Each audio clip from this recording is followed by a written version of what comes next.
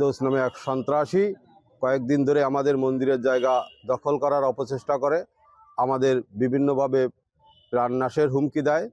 এক পর্যায়ে আমার সাধারণ সম্পাদক সঞ্জিত কুমার দাসকে পথে পেয়ে তারা অতর্কিতভাবে আক্রমণ করে।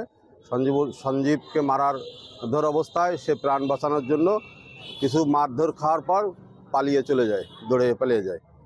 আমি এর একটা সুষ্ঠু বিচার সবার কাছে আশা করি, যে একটা সুস্থ বিচার হয়, হিন্দুরা যেন নিরাপত্তায় এই অঞ্চলে বসবাস করতে পারে।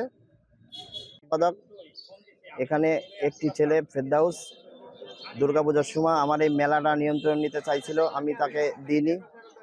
তারপরে সে আমার মন্দিরের জায়গায় জোরপূর্বক ইমা পরিবহনের কাউন্টার করতে চাইছে। রাতের আধারে সে গাছ কুটি নিয়ে জায়গা দখল করার চেষ্টা করেছে।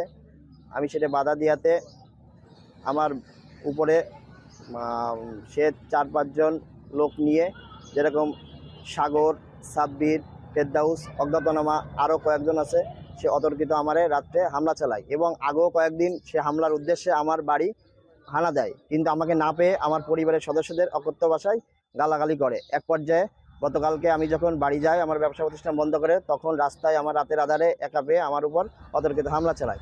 আমার উপর এই হামলার আমি তীব্র প্রতিবাদ নিন্দা জানাই এবং এর সুষ্ঠু বিচার চাই।